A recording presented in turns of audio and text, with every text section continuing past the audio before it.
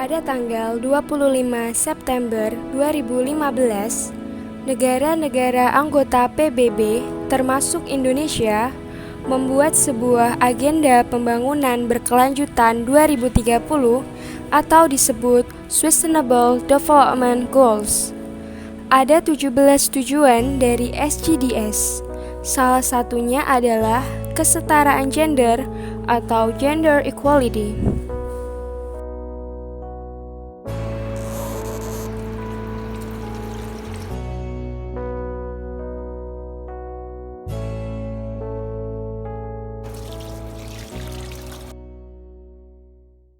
Tujuan dari kesetaraan gender adalah untuk mengakhiri kekerasan dan diskriminasi terhadap perempuan, serta memastikan mereka memiliki kesempatan yang sama dalam segala aspek kehidupan. Bentuk-bentuk kekerasan terhadap perempuan yaitu kekerasan fisik, kekerasan emosional atau psikis, kekerasan ekonomi, hingga kekerasan pembatasan aktivitas. Indonesia merupakan negara dengan jumlah penduduk terbanyak keempat di dunia. Dengan banyaknya penduduk, menyebabkan berbagai masalah dan ancaman terhadap kesetaraan gender di Indonesia.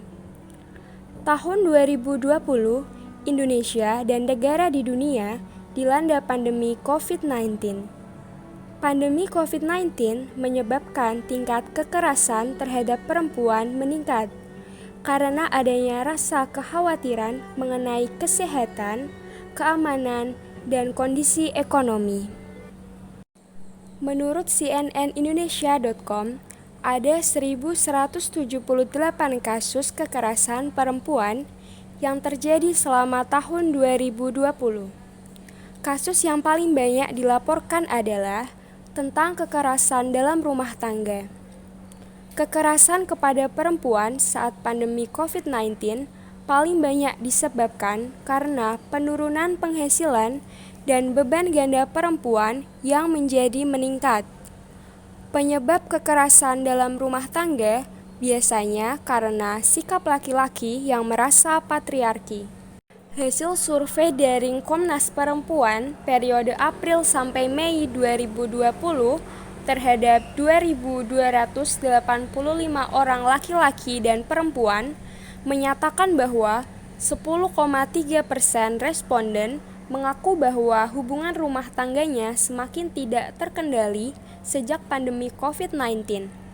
Dari angka tersebut, 12% adalah pasangan yang telah menikah. Berdasarkan tingkat perekonomian, pasangan suami istri yang berpenghasilan di bawah 5 juta 2 kali lebih banyak mengaku keharmonisannya semakin menurun dibandingkan yang berpenghasilan di atas 5 juta. Tekanan ekonomi memang paling dalam dirasakan masyarakat berpenghasilan di bawah 5 juta.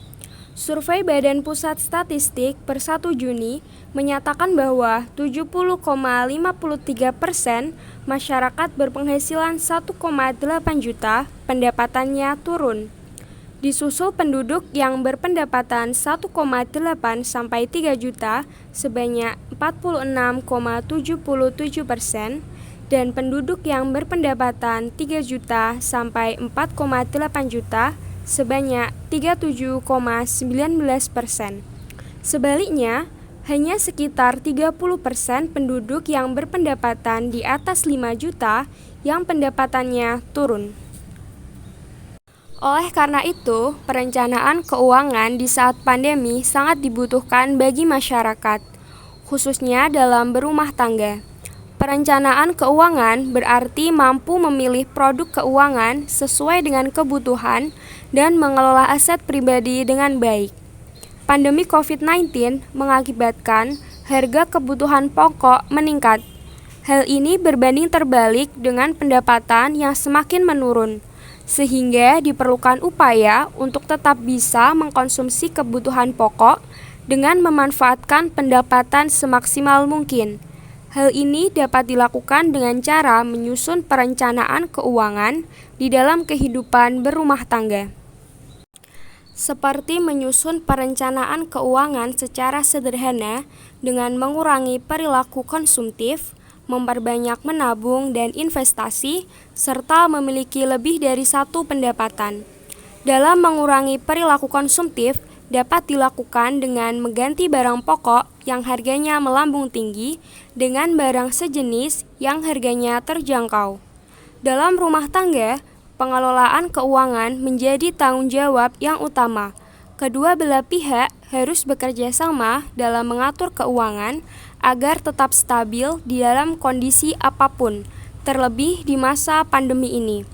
Jika pengelolaan keuangan dapat dilaksanakan dengan baik, maka kekerasan terhadap perempuan dan anak di dalam kehidupan berumah tangga dapat dihindari.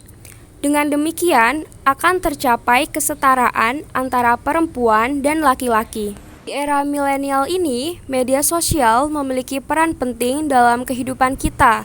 Oleh karena itu, kami membuat upaya dalam memerangi tingkat kekerasan terhadap perempuan dan anak dengan cara memanfaatkan platform media sosial.